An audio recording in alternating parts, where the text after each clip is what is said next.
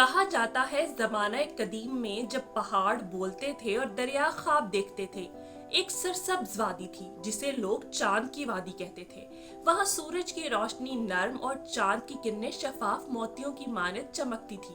وادی کے دونوں کناروں پر دو قبیلے آباد تھے، ایک پہاڑوں کے دامن میں، دوسرا دریا کے دوسری پار۔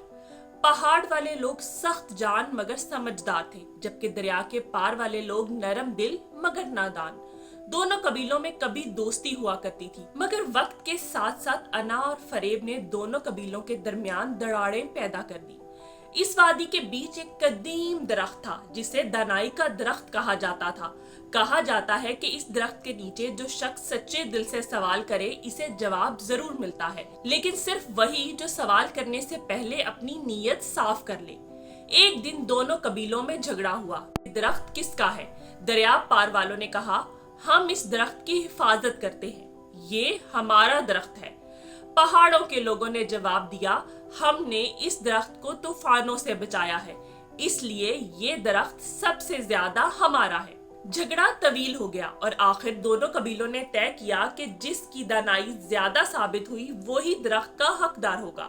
دونوں قبیلوں سے ایک ایک شخص منتخب کیا گیا، پہاڑوں سے عاقل مگر خاموش فہم رکھنے والا انسان، اور دریا کے پار سے جوشیلا مگر جاہل شخص۔ دونوں کو وادی کے بزرگ نے حکم دیا کہ وہ 3 دن جنگل میں گزارے اور زندگی کا سب سے بڑا سبق لے کر واپس آئے۔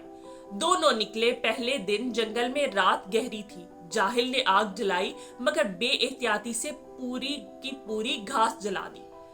عاقل نے دور سے دیکھا مگر کچھ نہ بولا۔ صبح ہوئی تو درخت جل چکا تھا۔ جاہل نے کہا، دیکھو میں نے رات کی تاریکی ختم کی۔ عاقل نے صرف اتنا کہا، تم نے روشنی پیدا کی مگر سایہ بھی جلا دیا۔ اگلے دن ایک زہریلا سانپ اس خیمے کے قریب آیا۔ جاہل نے غصے میں پتھر پھینکا، سانپ بھاگ گیا مگر اس کے پیچھے شہد کی مکھیوں کا چھتا گرا۔ مکھیوں نے دونوں پر حملہ کیا۔ عاقل نے پانی میں چھلانگ لگا دی، جاہل بھاگتا رہا۔ جب مکھیوں نے کاٹا تو وہ درد سے چیخنے لگا، مگر عاقل نے کہا، بعض اوقات بچاؤ خاموشی میں ہوتا ہے، شور میں نہیں۔ تیسرے دن دونوں نے ایک بوڑھے مسافر کو دیکھا جو بھوکا تھا۔ جاہل نے کہا، میرے پاس کچھ نہیں ہے، میں اپنی طاقت اس بوڑھے مرد پر کیوں ضائع کروں؟ عاقل کے پاس روٹی کا ایک ٹکڑا تھا، وہ اس نے اس بزرگ کو دے دیا۔ بوڑھا مسکرا کر بولا، تم نے زندگی کا سب سے بڑا راز جان لیا ہے۔ دانا وہ ہے جو جانتا ہے کچھ دے کر ہی کچھ حاصل کیا جاتا ہے۔ پھر وہ بوڑھا مسافر غائب ہو گیا اور زمین پر ایک چھوٹی سے چمکتی ہوئی شاخ رہ گئی، وہی دانائی کے درخت کا ٹکڑا تھا۔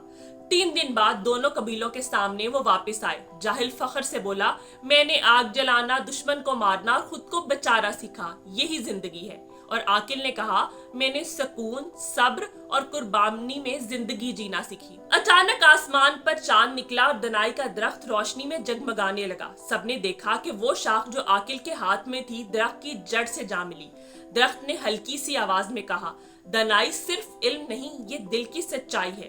اس دن سے وادی کے لوگ سمجھ گئے کہ عاقل دشمن بھی بہتر ہے، کیونکہ وہ سمجھ کے ساتھ وار کرتا ہے، مگر جاہل دوست اپنے ہاتھوں سے بربادی لاتا ہے۔